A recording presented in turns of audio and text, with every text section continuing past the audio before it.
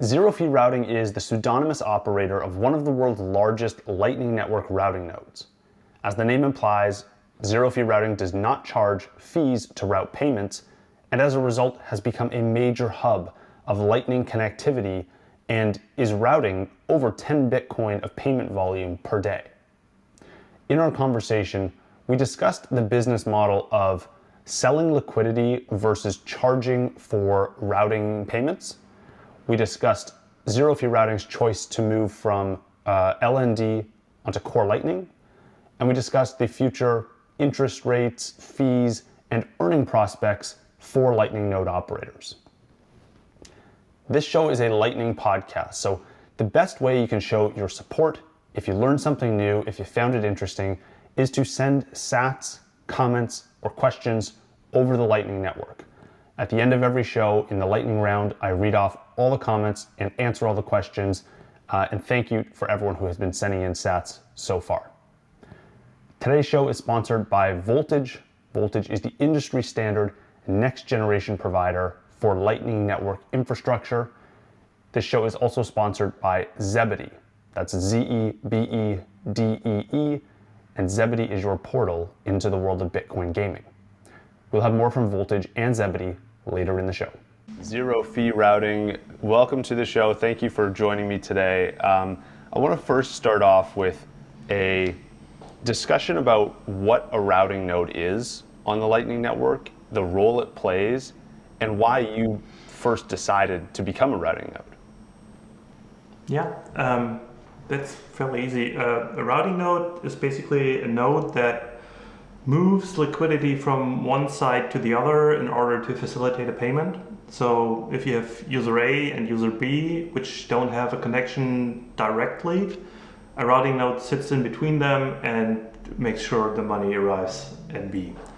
Running a routing node has become pretty popular over the last couple of months, I'd say, especially since Umbrel made it very, very easy to set one up. And it has a huge movement with Plebnet, the Plebnet Telegram group. And yeah, that's how basically I got started too. Right. Do you think that this movement, catalyzed by Umbrel, is going to continue? Are we going to see anyone be able to set up routing nodes and be profitable? Or is it going to kind of concentrate over time towards professional routers or people who are focused on doing it for like almost as a full-time job? To be honest, I think it's gonna have to professionalize at some point. Right now it's all fans doing what they love, spending time tweaking their machines for basically little profit or no profit at all, especially if you factor in the time that goes into doing it. I'm way beyond being profitable regarding that. So it's still a hobby for basically everybody except maybe a handful of very professionally run routers. Yeah, so the trend is there. I think it's going to be professionalized over the next at least couple of years. Interesting. Okay, so let's go into the specifics of your routing node. It's well known on Twitter and in the Lightning community as a routing node with zero fees. Can you explain what that means for people connecting to your node, why that's important, and why you decided to take this strategy, given that we may be seeing, a professionalization of routing and that people may need to be earning fees to be sustainable over time? Yeah. When I decided to, I've had a Lightning node years back, like a personal node when Lightning came out, that I never used, so it just sat around. I had a couple of channels that did some routing, but inadvertently to me, so it wasn't set up specifically as a routing node. And when I decided to basically enter the market again, I sat down and thought, okay, I'm new to a market that is pretty much established, so there's a bunch of big nodes already there. if I enter the market having little idea who to connect to and what to do, it's going to be hard gaining traction. So that was the first aspect of me thinking about, okay, why not route for free? That's going to be interesting for a lot of people. And then I had a second thing that motivated me to do it is I thought, okay, over time, usually a product is going to approach the marginal cost that it takes to create that product. And forwarding a payment itself has little to arguably no cost at all, because forwarding the payment just moves a balance from left to right. And it doesn't cost me anything to do that. It costs me a little bit of storage. With L&D, it costs me a bunch of storage, but usually it just costs me very little. And that storage is going to be recouped once the channel is closed. So over the whole lifetime of a channel, the actual forwarding does not cost any money at all. There's a bunch of fixed cost and also a bunch of fixed cost per time. So the server is going to cost money, opening the channel is costing money, closing the channel is costing money, but the actual forwarding is free, even for the person doing the forwarding. So it doesn't cost anything. And I thought, okay, if I was going to make the forwarding free, I'll have to monetize somehow. And the reason, the thing I came up with was to just charge people for using my liquidity, basically upfront, which would also eliminate all the risk a routing node operator takes when opening a channel, because if you open unsolicited channels, you invest in the potential routing fees you're going to earn, but you have no guarantee of earning anything. So it might be the channel is a dud and you have to close it again, incurring yet some more fees for on-chain. So I get my payment up front, and I'm happy routing afterwards because it doesn't cost me anything to route. Right.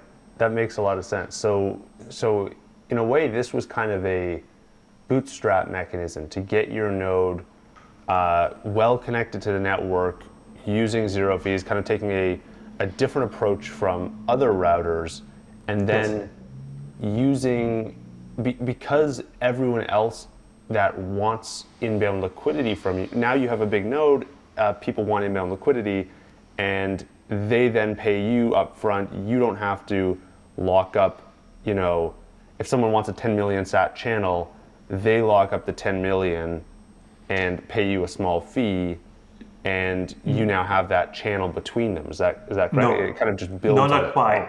So the way it works is anybody can open a channel to me with their own liquidity. So if you have on-chain Bitcoin and you want to have a channel with me, you can just open it and are good to go. Basically, you can pay to the Lightning Network via me for usually zero fees if the peer is connected to me.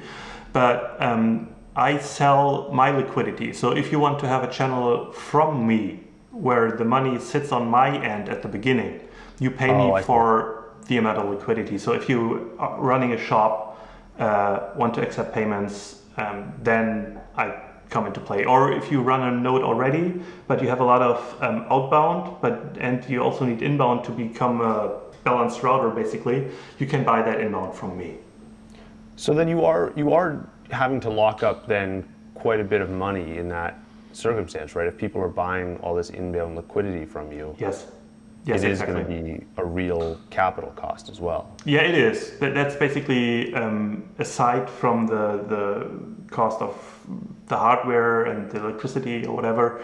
That's the main cost is, and then the main thing that I need to think about is how do I value my capital? Because it's if it sits in cold storage, it has basically zero risk.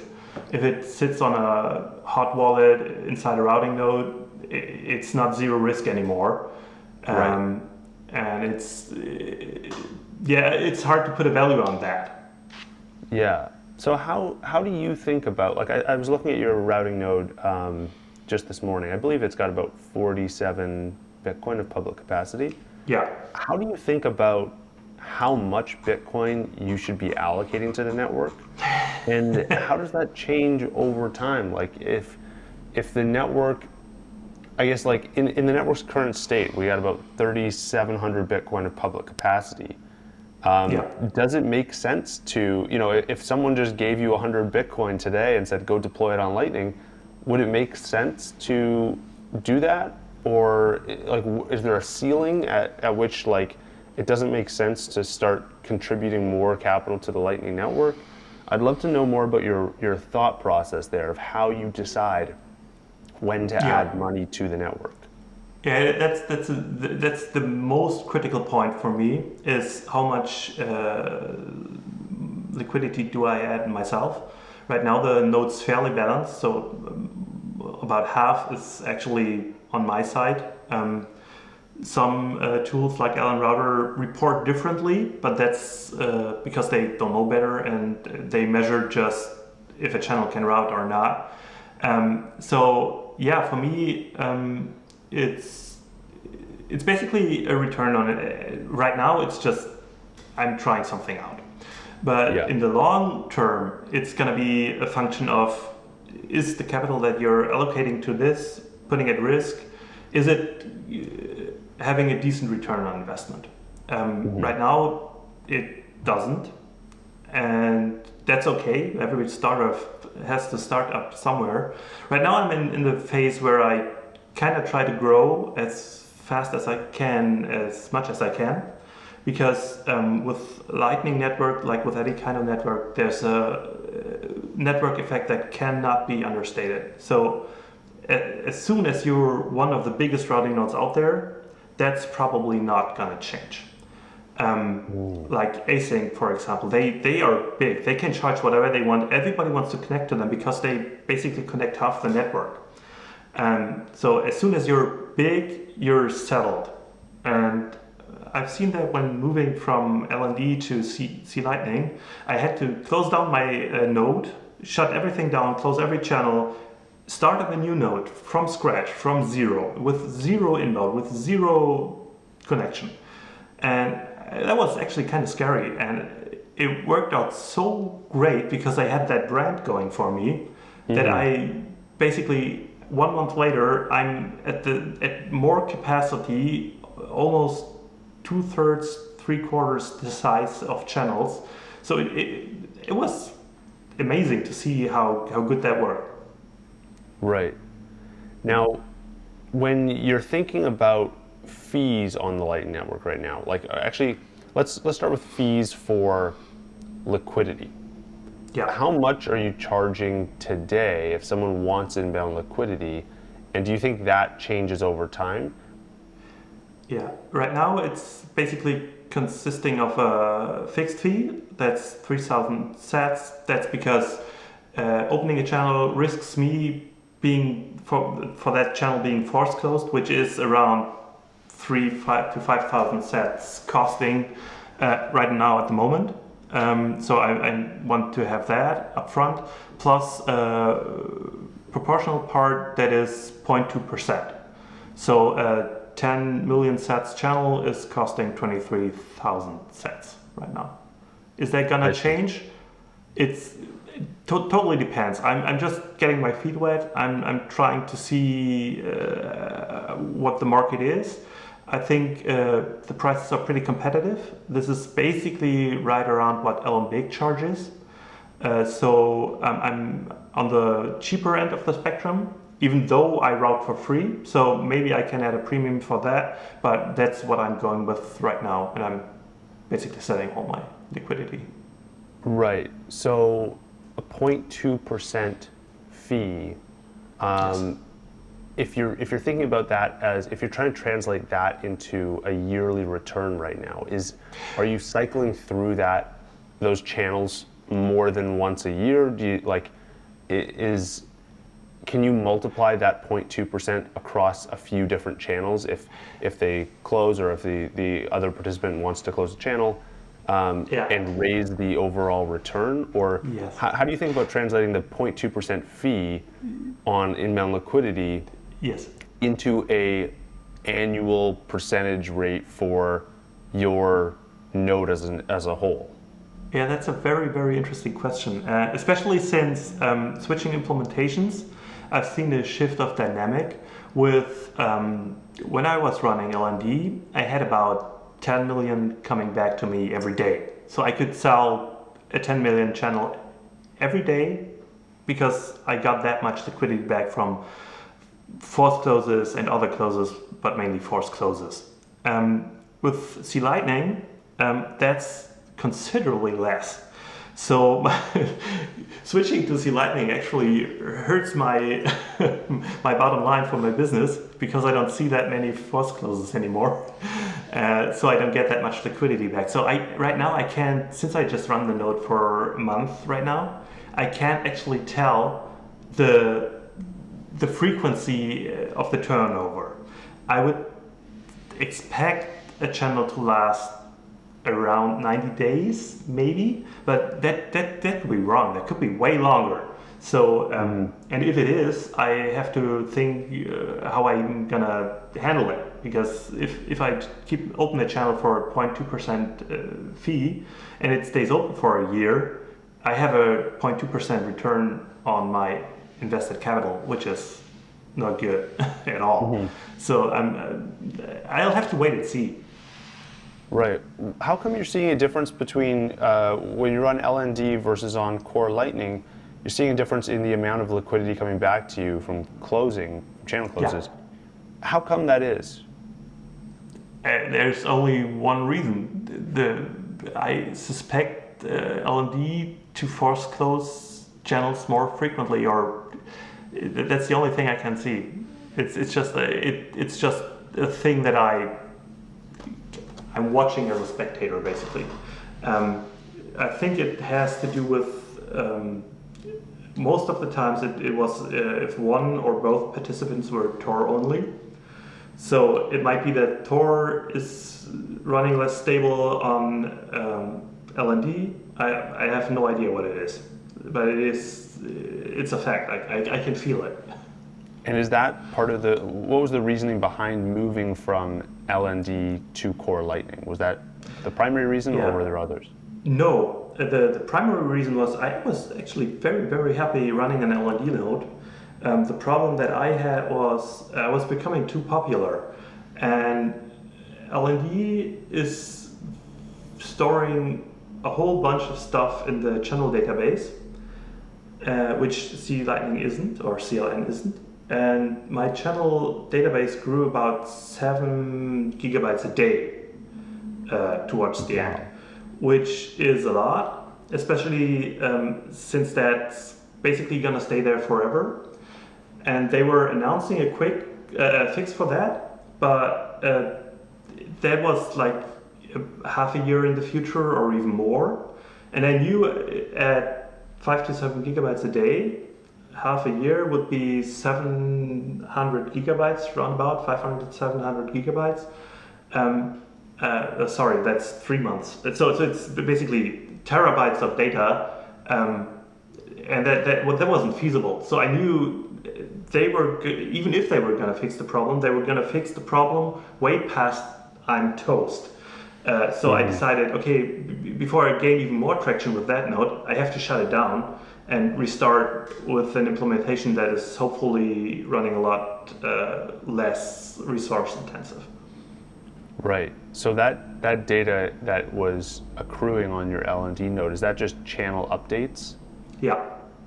And how come that's not accruing on the Core Lightning node now? I think LND stores a bunch of stuff that is nice to have. If you have very little transactions, it's very interesting, especially if you're deep diving into the data of it all. And C Lightning basically forgets on the fly about stuff that isn't important.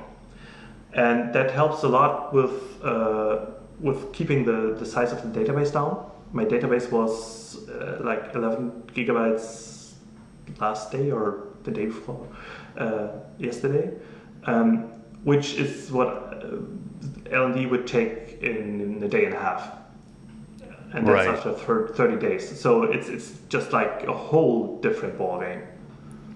Now, do you think that different implementations are going to be are going to start becoming popular for different use cases on Lightning? For example, like is core Lightning going to be the preferred implementation for routers? Is LND going to be a preferred implementation for maybe hobbyists or Umbrel users or some other group of Lightning participants? Is LDK going to have their own use case?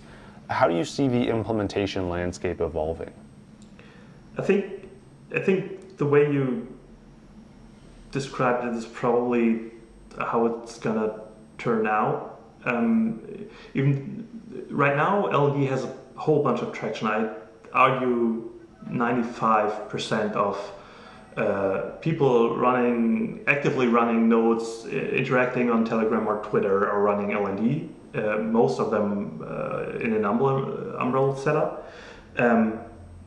And there's a whole bunch of tooling and integrations and whatever for LND, so it's very, very hard for those to switch, especially if the need isn't there. So if you're running a little routing node with about 100 channels, there is no need to switch implementations.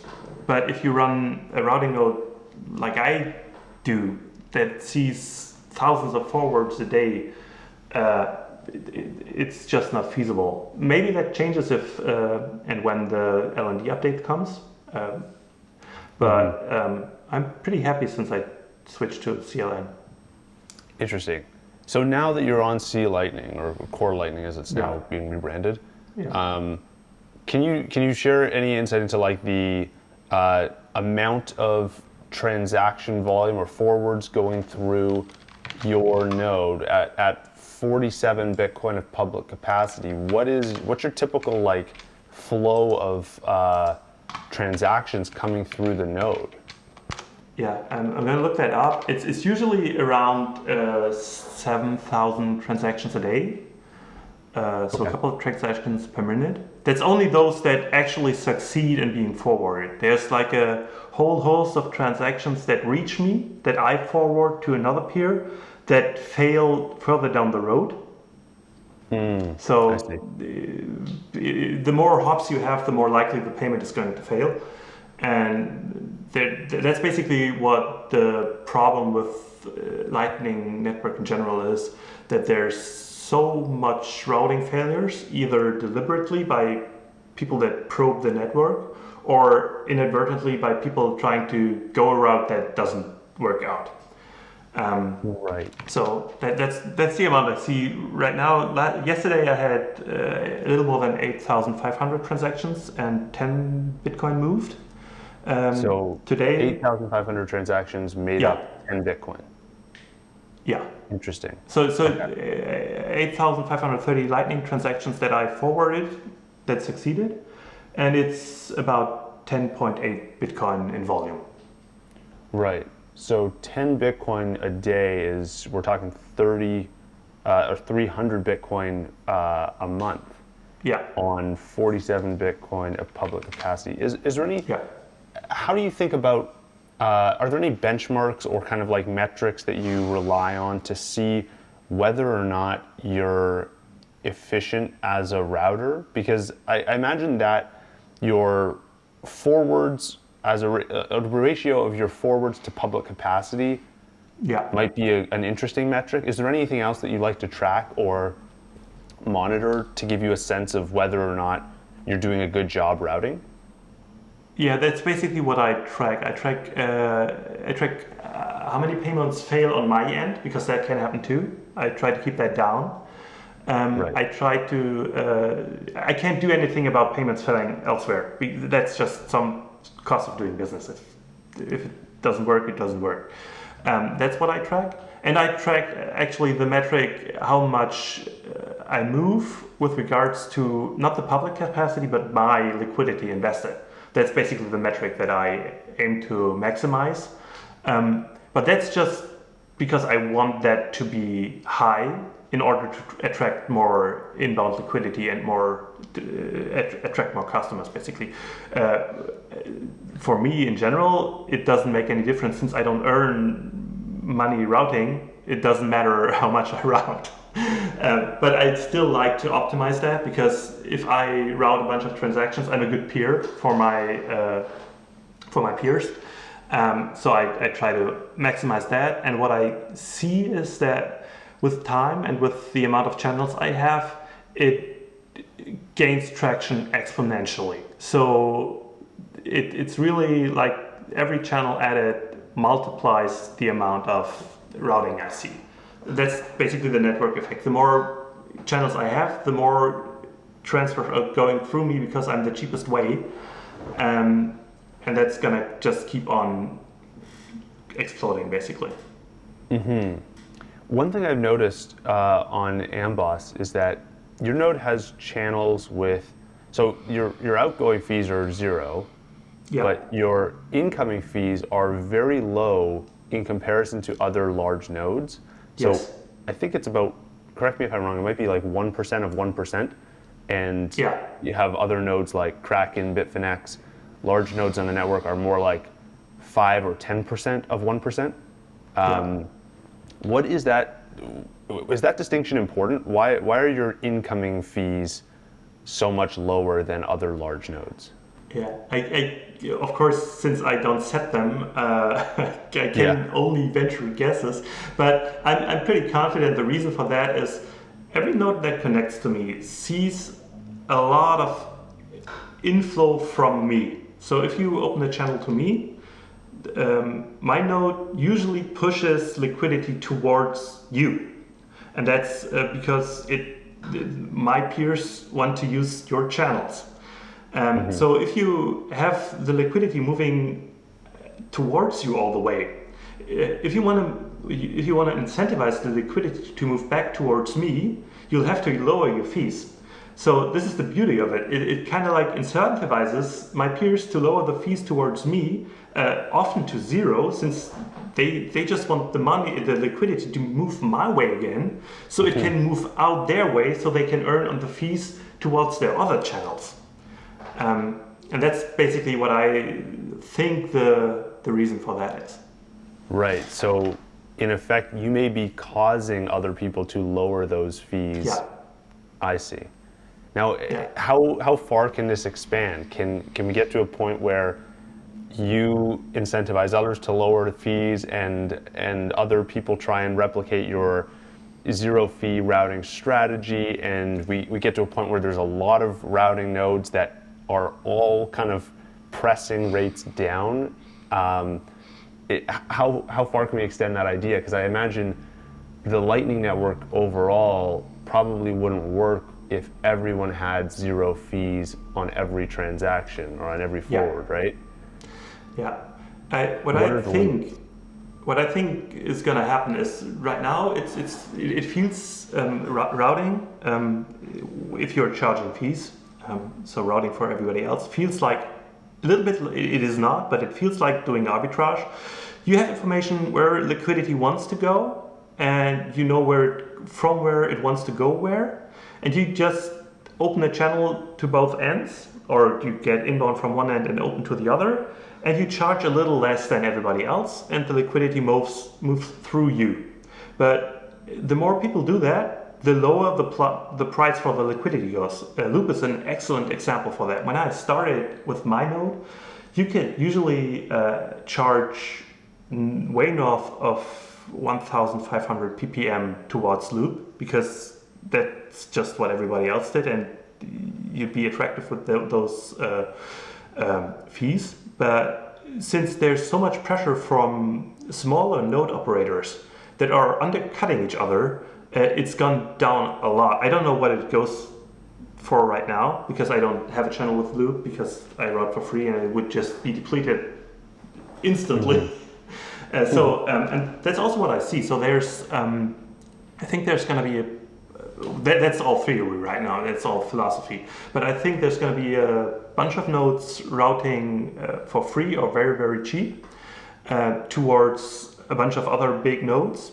And then there's smaller nodes that open channels that charge a fee towards nodes that are known as basically sinks where the liquidity goes and never returns, because you can't open a channel to those for free unless they pay you for it, right?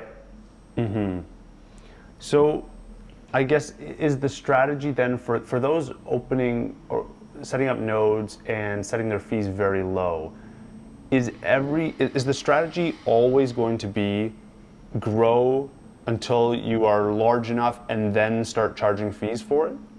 No, I think most of the other node operators that have low fees towards me just want to have the liquidity move back my way so it can move back towards them again and generate revenue for them. So that's basically a whole different dynamic. I was actually pretty surprised. I'm doing this since I think July last year, and no other large player tried to copy my business model. So either it's a stupid business model, or nobody wants to try it out. I'm unsure, but it's working. So I'm unsure why nobody else tried doing that. Yeah, I guess the question would be how much of the like channels and liquidity you've built up around the network and the like central role you play in the network, how much of that stays if you decide down the road, you know what, I'm going to start charging fees on the channels. Yeah, I do charge. I mentioned in the beginning, if I have little liquidity or no liquidity at all, I charge a base fee just to disincentivize movement that way, because either I can't at all or I don't want the liquidity to move that way. But usually I charge no fees at all. So where was I going? Sorry, could you ask the question again? I was sidetracked.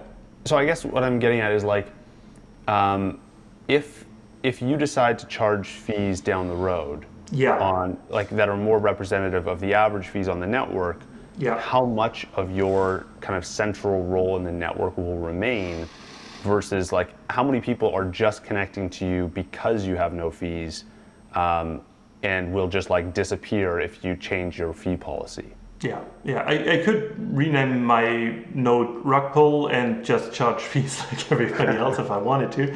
There's no guarantee I'm not going to do that, but I think it totally depends. I would argue right now most would not close their channel. I think like a third would close their channel just out of spite if I did it, rightfully so. The rest would probably not care, because as long as they see movement, they're happy. The larger the node is, the harder it is to avoid. So that's just basically playing network dynamics. Right. And so at this point, you represent what, like over 1%? Do I have that right? Over 1% of public capacity on the network. So it's a reasonably large node today. How much bigger do you think your node could get as a percentage of the entire network? Yeah, that's hard to point at, because that would... I really can't answer that, because that totally depends on how much the network is going to grow. So I not only have to grow, I have to outgrow the network for my percentage to be bigger. I think on a very long time frame, unless I become like the Yahoo or Google of Lightning, which I might, but I might not, it's not gonna outgrow 1 to 5%. Again, I would be happy if it did, but I don't know. Yeah, I guess as the network grows, you also have to provide more Bitcoin if you want to keep your liquidity balance. Exactly. Interesting. Okay, so now I want to make sure I have this right. Do you think that over time, the like monetizing through selling liquidity, which what you're doing right now, will roughly equal the amount you could charge as a, just from forwarding payments? Do you think those two equal out over time, or is one monetization strategy better than the other? Right now, I think my strategy of selling liquidity is in the long term going to outperform the other one, because the fee pressure is so high, and it's gonna get even bigger. But maybe it's the wrong decision, and I'll have to shut down at some point because it's just not feasible. But I can't answer that at the moment. Right now, I'm pretty happy with how things turned out, but I can. Yeah, that's fair. Now, when we're speaking about Lightning fees in the context of users, do you have a sense for like what the average fee someone might have to pay is today? I don't know. I'm sure you can calculate that somehow. I don't know if I have the numbers on that though. Like, what if I'm sending a payment across the network to a random node? What is the average fee that I might expect to pay today? And are we at a sustainable level today? Do you think that fee goes up if the Bitcoin mempool gets congested and fees to open channels go up? Yeah, that's a very, very valid point. Right now, I'd say a Lightning payment goes through between 0 and 20, maybe 50 Satoshis per payment. Just on my personal experience, so that's in no way scientific. But that's what I see. And the shorter the route, the cheaper it gets, because you have to pay every step of the way. So if it's just me paying somebody that is directly connected to my node as well, it's for free, but when's that gonna happen? It remains to be seen. And if we see fees go up on the Bitcoin base chain, do you think that also changes the time that people keep channels open for? Will that change that dynamic? I think it will. Right now, opening and closing channels is fairly cheap. Costs about, if it's cooperatively done, it costs about 150, 200 sats either way. So opening 200, closing 200, so 400 overall. And if the money you earn in routing as a fee charging routing node is more than 400, it's going to be profitable for you. And the higher the on-chain fees get, the more you need to earn in that channel. So either you charge more for the forwarding, or you keep the channel open longer. I see. So now people are very deliberately opening and closing channels. I think that's going to stop if the fees are significantly higher. Right. And I guess then at that point, people have to be more aware of who they're opening channels to. Yes. So a mistake. Go ahead. A mistake opening a channel to somebody that, if you charge fees for routing, you open a channel in the hopes it's going to route. You see it's not going to route, you just close it, and you're out 400 sats. That's fair. But if you're out 4,000 or 40,000, you think twice. I hope you're enjoying the show so far. I just want to give a quick shout out to our sponsor, Voltage. Voltage is the industry standard for Lightning Network infrastructure. Creating layer 2 applications and services on top of Bitcoin starts with Voltage, where you can spin up nodes, get access to liquidity, optimize your node, and much more. Voltage is leading the way as the next generation provider of Lightning Network infrastructure. And if you want to get a free trial and start using Voltage today, you can do so at voltage.cloud. How do you think that, I guess you don't have to necessarily find people to open channels with, like they're finding you. Yes. How, if you were in the position of someone else, like how would you think about where you should be allocating capital on the network? Like if you were in a position of starting a node, what would that framework be? I guess you could very well say just replicate my strategy, but if you were charging fees from day one, how do you think about what places in the network you should be allocating capital to?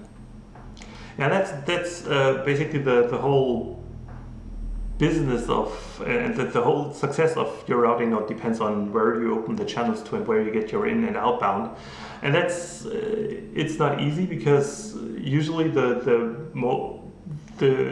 nodes you're being recommended with all those channel recommenders are the best connected nodes in the network, which is reasonable to connect to them since they connect you to the rest, but you're one of a couple of hundreds or even thousands of nodes connected to them, so the likelihood of you routing towards them is slim. So it's a mixture of being connected to big nodes like async or custom auto or me or something like that, and knowing where the liquidity wants to go. So if you know, like Loop is the perfect example, everybody knows about it now. They need inbound all the time. If you open to them, liquidity is going to move that way. If you have inbound, the question is just if it's going to be worth your time and money to open and close the channel to them. Right, that makes sense. I want to think more about the types of nodes that are going to be routers in the future on Lightning. You mentioned at the beginning this kind of like professionalization of routing nodes, that it stops becoming maybe an activity for hobbyists, and it becomes more concentrated among professionals. Who do you think these professionals might be? Is this like a business model for someone like a Visa or a MasterCard to get into? What, if you can think about like the people that exist in the payments world today, or the financial infrastructure world today, who might be a good candidate for, a company to start running a routing node and trying to like genuinely turn that into a business? Yeah, existing companies, hard to tell, because in order to be a routing node, especially a huge routing node, which I'm not, no routing node is a huge routing node. So async, which they are, I think the largest, they are just shy of 200 Bitcoin I think capacity. BitConnect is largest now, but yeah, you're right. A few hundred you Bitcoin. might be right. Yeah. So that's a bunch of money, but that's not like hundreds of millions of dollars worth of money. So it's still all fairly contained. The problem with running a routing node is you need to have the liquidity. So you need to have the Bitcoin. If it's going to be run professionally, it's going to be a huge opportunity for people that have Bitcoin to earn a return on those Bitcoin without giving them away, basically. So I think that's going to be a huge driver of adoption and a huge source of funds for larger routing nodes is using that kind of liquidity. Yeah. Not for Visa. Okay. I was because having they're a going conversation. Oh, go ahead. Yeah, they're just going to destroy their own business model if they start up routing nodes. So I don't see them doing that. Right. Now, I was having a conversation with Brian Murray at Craft Ventures recently on this show, and one idea he talked about was the idea of selling liquidity to earn interest on Bitcoin. Basically, like providing liquidity to either a node on the Lightning Network or setting up a node yourself, and being able to earn interest. Yes. Is that a strategy that you think would work for bootstrapping a node? Let's say I was a custodial exchange, and I wanted to become a really large node on the network. Could I offer a service to users, do you think, and say, hey, users, deposit your Bitcoin, lock your Bitcoin up on our custodial exchange, or maybe it's a non-custodial exchange in the future, but I don't know if it's possible today, and basically lock your Bitcoin up, and we'll just kick back fees to you. We'll run the node, we'll operate it, we'll earn fees on routing, on selling liquidity, and basically we'll take a little cut on it, and we'll send 80% of it back to you. Do you think that's a Yeah. reasonable way to get a node bootstrapped if you are like a a financial, like a payment processor or something like that? Yeah. Well, there's two sides to that. If you run a custodial exchange, you have the Bitcoin already, so you don't even need to kick out any interest on those Bitcoins because you already have it. So if like a huge custodian like Coinbase or whoever wanted to use those Bitcoin to fund a humongous routing node, they could, since they already control the keys to the coins, so they could just do it. I don't know from a regulatory standpoint if they are allowed to use the coins in that way, but they probably are. So I don't know. So they wouldn't even need to pay interest on that. But I'd say it is probably a way to bootstrap a node and to get like liquidity on your side of the channels if you allow for people to custody their funds, basically. So if I wanted to attract capital, I could just create hosted channels. I don't know if you have heard of the concept. It's basically a hosted channel. I think Async Eclair is the only node implementation that allows for them right now. You have your node basically offers hosted channels, which are like virtual channels where there's no on-chain transaction that anchors the channel. So it's custodial because you have all you have is the claim towards the other person on the money. But if they tell you you're not getting your money, you're not getting your money. So it's completely custodial.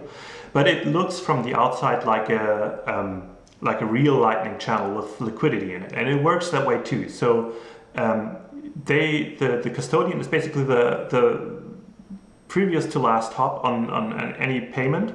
So they sit between you and whoever is paying you, and their node handles the forwarding into the hosted channel.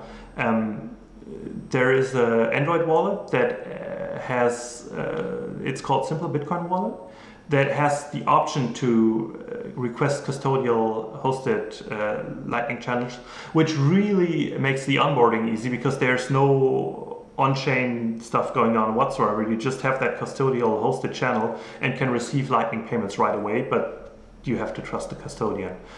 But you can also open regular non-custodial channels with that wallet, which is why I like it so much.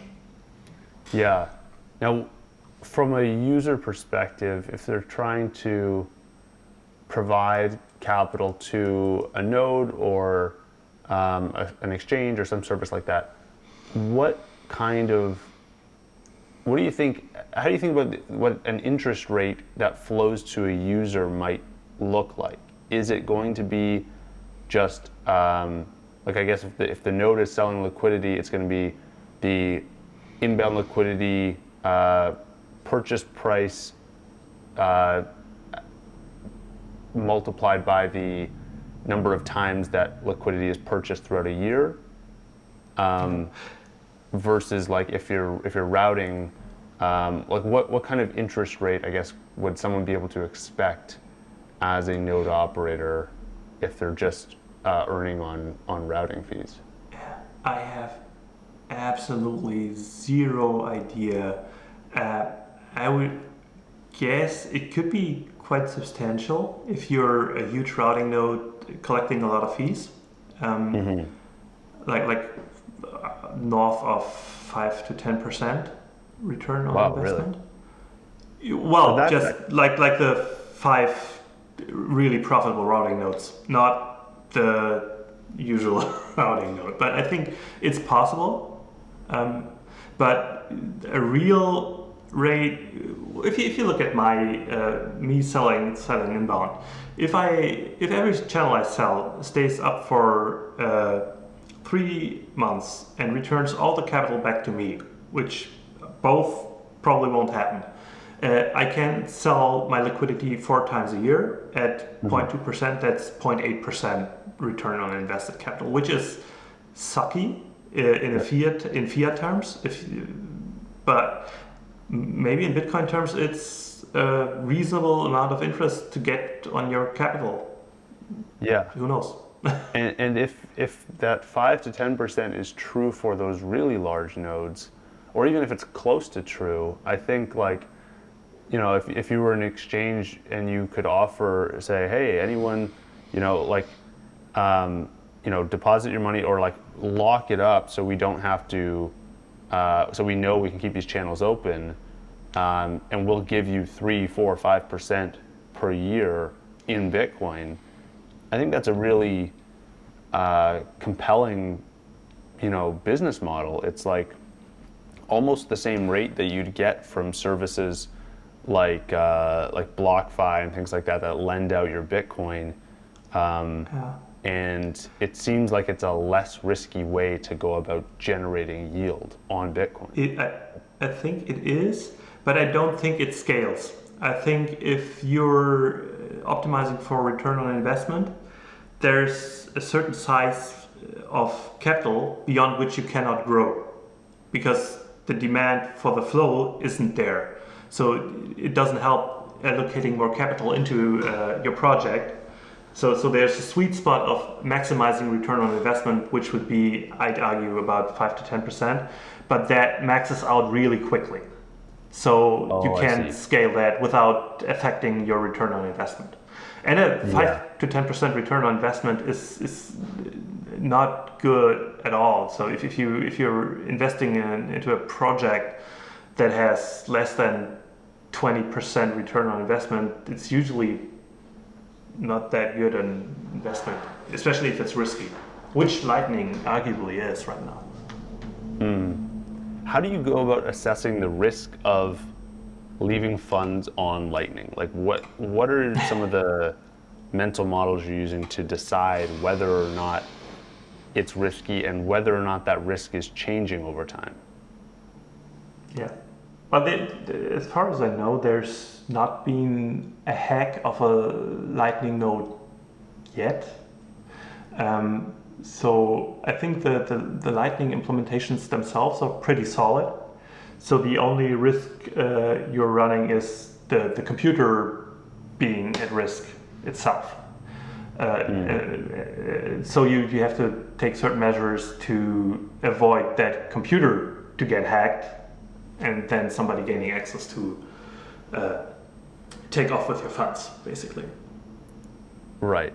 Okay, that makes sense. And that risk isn't zero. And that risk is, I'd argue that risk is higher than 1%. So what I'm doing is stupid. But but yeah, I'm in a fact finding mission right now. I'm just gonna try to see and feel out the market if it's sustainable. Yeah. How long do you think this experimentation process will go on before you make a decision on whether or not this strategy can yield a positive expected return? Yeah. If the node keeps growing, I can imagine myself continuing this for a very long time. If it starts to get stagnant at some point and really leaving me at that 1% return on invested capital point, I don't know if I'm gonna continue it indefinitely because it puts my funds at risk for a return of 1%, which is not that much. Mm-hmm. Now, I don't know what the answer to this question is, but I imagine you're not getting much insight into where payments are, like, well, you might be getting some insight. Like, where do you think payments are moving to and from on the network most frequently? Like, what are some of the big drivers of activity today on the Lightning Network? Do you have insight into that, or like, I guess if a payment comes multiple hops through you, you may not see the end destination. Yeah. My node only sees from where to where it goes, and I have a bunch of channels that are very, very, very, very active, but that doesn't mean much. It might just be that either they forward a lot of payment towards the other node that forwards it further down the road to somebody else, or it's just them rebalancing each other all the time, which I say maybe a third or 2/3, something between a third and 2/3 of movement in Lightning, especially on my node because I route for free, is the other nodes rebalancing each other. Okay, so probably only half of the activity happening on the network is, like an economic activity that's happening outside of Lightning, or sorry, that's happening like outside of rebalancing. Yeah, but that's just a gut feeling of mine. That's just something I think. That's not something that I can prove, but it's something that you can kind of get a feeling for. If you see a payment of the exact same size 3 to 4 or 5 times from one direction to the other, it kind of feels like a rebalance, but it might not be. So who knows? Yeah. I mean, I guess no one has a perfect view into exactly the activity happening, but this kind of insight is definitely valuable in like just giving people a sense for what the network could look like, even though we know it's not precise by any means. If you had to guess today, how much payment volume, and when I say payment volume, I'm excluding rebalancing. How much payment volume do you think is happening on the network today, if you had to take a wild guess at it? I have no idea. I can only see my movement, and I know I'm pretty out there since I route for free. Mostly every payment tries to go through me if it can. So I literally have no idea at all. Couple like double-digit Bitcoin a day, maybe 3-digit at most. That's what I'd say. Interesting. So if it's double-digit or maybe 3-digit, talking maybe 100 Bitcoin a day. Yeah. 100 Bitcoin is about. But that's again million? just me taking wild guesses. Yeah, no, that's fair. But just to run the math on that, so that if you were to guess 100 Bitcoin a day, that's 4 million a day, and what about 1.2 billion of Bitcoin of meaningful like payment volume on Lightning in a year. That's pretty well in line. I've asked this question a few times to other people who are like running liquidity services on Lightning or just people who are in the weeds on this, and that's roughly where their guesses have come in. Like there's obviously a big range to it, but it's not super unreasonable, that number. Yeah. Which is really interesting because I just pulled that number out of my hat right now. I think I'm seeing like every 1 out of 10 transactions I think are going through me, which is how I arrived at that number. I just multiplied my volume times 10. Oh, interesting. Okay. Wow, that's crazy. So 10% of all Lightning activity might be flowing through you. That's again just my estimate. But if the numbers are right, then it is that way.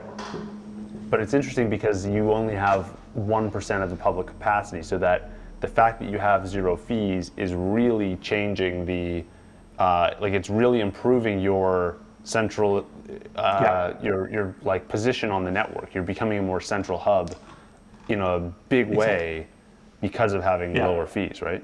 Yes, exactly. Okay, so let's get into a little bit of advice for people listening to this conversation that are now excited about running a routing node. They want to give it a shot too. They have extra Bitcoin sitting around. How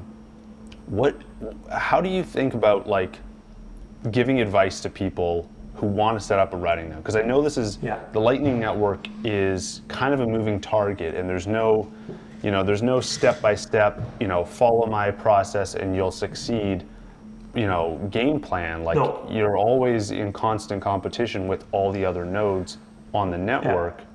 So how do you think about first giving advice, and then if you think there is advice to be given, what would you do if you're starting out today and looking to start earning some money on the network? Yeah, my first piece of advice would be, don't expect there to be any meaningful return on investment, especially if you consider that your time is worth something too. So I know there's a bunch of Lightning node operators that are not losing money doing this, but if they would divide the amount of sats they earned a month by the time they invest in it, and I am one of those operators too, it's a crappy, they should just work at McDonald's. That's probably yielding a lot more money than running a Lightning node. So it's, if you're doing it because you want to do it and you want to get your feet wet, want to see how it works, and maybe even earn a couple of sats, but you're mainly in it for the fun of it, go ahead, do it. If you're doing it because you want to buy a Lambo, you should just not do it at all, because it's you're gonna hate it. It's gonna suck up all your time. And you see very, very, very little return. One of the reasons I started to route for free was I charged at the beginning, and I realized, okay, I'm making like 30 sats a day. Might as well route for free. And that's one of the factors that motivated me to do it for free. That's fair. So, but if you're interested in the technology, which is a fascinating technology, you're gonna meet a whole bunch of people if you're going to Telegram or joining Lightning Twitter or something. It's gonna be a bunch of fun. Start up with something easy. If you're not technical, get an umbrella that is set up. Anybody can set up an umbrella. Mm-hmm. If you're a little technical and you care for really free and open source software, get a Raspberry Blitz, which would be my absolute recommendation. They support LND as well as CLN, so you can even choose your node implementation. You can't choose Eclair, but they are really fringy. I don't think a lot of Lightning nodes run on Eclair. And just get your feedback. Allocate like a couple million sats, open a bunch of channels.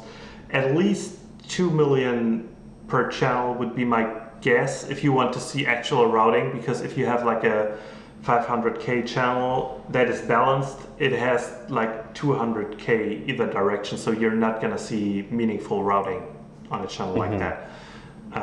So rather a couple of larger channels than a whole bunch of very, very tiny channels. Right.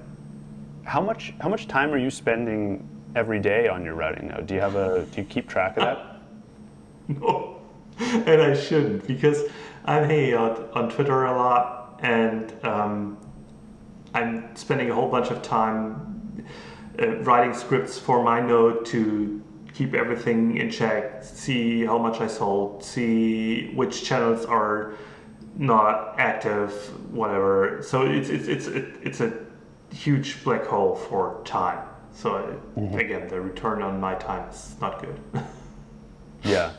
Now, do you have any preferred software for managing routing or opening new channels? I know there's a bunch of tools that are out there for people to use. If you're a beginner getting started today, what are some of those software tools that you'd recommend people use to kind of keep an eye on their node and make sure that they are, correctly balanced or routing across the network? But since moving to CLN, I've gone really back to the basics. So I just run C-Lightning, CLN, on my on the computer, and everything that is talking to CLN is software I've written myself. So there is no tool I use. But with LND, there is a whole host of tools that you can use. And the tool that I used a lot and can really recommend is Charge LND, which is basically a tool that you periodically run that updates your channel fees or whatever channel settings depending on whatever you configure it to be. So when I had a LND node, I configured it to reduce the maximum size of HTLC, so basically the maximum size of payment I'm going to forward, depending on how much like liquidity I had in that channel. So I said I'm just gonna move a fourth of the liquidity I have in the channel to the other side in order to avoid routing failures. That's something you definitely should do if you want to have a routing node. Interesting. Okay, I got a final question for you. Are there any interesting Lightning applications that you're using outside of routing? Like anything you're using on a day-to-day basis where you're actually either sending money or earning money? I know there's applications in gaming, in podcasting, in social media, in remittances. There's all sorts of stuff that's developing on Lightning. Is there anything that you are a regular user of? Yeah, okay, well, regular is hard to define, but I'm an occasional user of Bitrefill because they offer great service. You can buy a bunch of stuff with them, like vouchers, and use those on Amazon or wherever. I like using those, and just with friends paying back and forth. One of the reasons I started my node was so we can all connect to one node and pay each other for free. Oh wow! But other than that, not very much. How? Okay, I do have one more question. What do you think the most kind of like interesting use case for payments on the Lightning Network will be over time? Like if you could think about, you know, the ways in which, like obviously this is a payments network and it's going to involve payments in some capacity, but like what do you think that killer use case could be for Lightning that onboards, you know, hundreds of millions of people or billions of people? What would that first use case look like in your view? I think there's two. One is definitely remittances, because the fees that are charged for remittances are outrageous. That's something I'm very, very convinced we're going to see. And the other thing is, especially if the price starts going up again significantly, and everybody wants to buy Bitcoin, everybody and their mother wants to buy Bitcoin again, I think it could be a driver to have like grassroots, your waiter accepting, not the restaurant, but your waiter accepting Bitcoin over Lightning into their own wallet and paying cash at the restaurant for you, basically. So they sell your cash for Bitcoin and pay your restaurant bill and accept your Bitcoin for it. I can see that becoming a driver, like a grassroots driver of adoption, because that's a great way to get no KYC coins if you just give cash. And if you're working at a restaurant and you want to buy some Bitcoin, that would be easy. You just have a Bitcoin pin on your lapel and you just walk around and get asked, you want to pay in Bitcoin. I like that. I haven't heard that use case mentioned before, but I can see it happening for sure. Well, thank you so much for taking the time today. I learned a ton about routing and about nodes on the network, and I hope listeners did as well.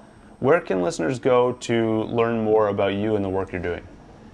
Yeah, I'm mostly active on Twitter @ZeroFeeRouting, and on Telegram @ZeroFeeRouting as well.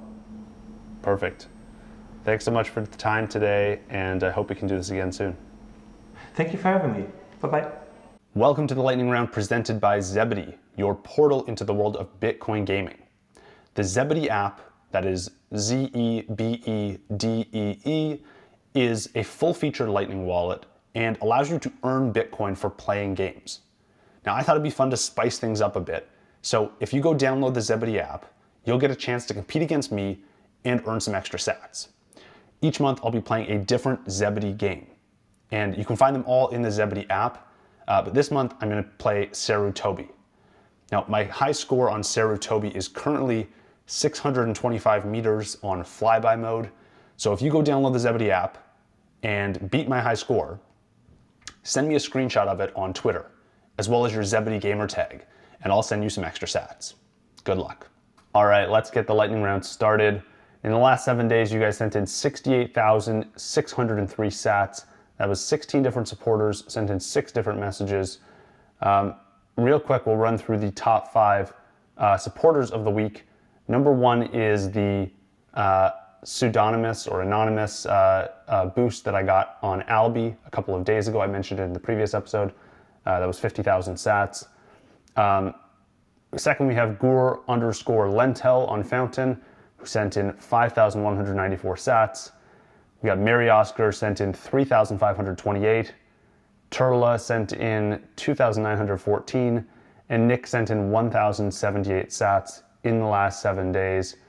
I've noticed there's a lot of new people sending sats. So thank you to everyone who's jumping in, sending sats.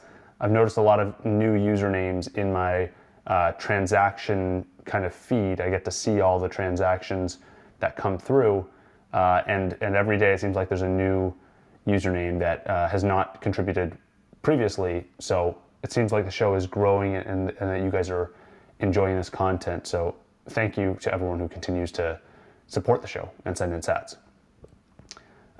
Just one extra comment from the last 2 days or so. Nick sent in a comment that says, loving it, in response to episode 39 with Dennis Ryman on BTC Pay server. And Nick also sent in 2 other comments. One says test and one says test 2. Nick is working at Fountain. He's testing something. I don't know what he's up to, but all I'm gonna say is give Fountain a follow because they're working on some cool stuff and testing it as we speak. Looking forward to hearing all your comments and questions from today's episode. In a few days, I will see you soon.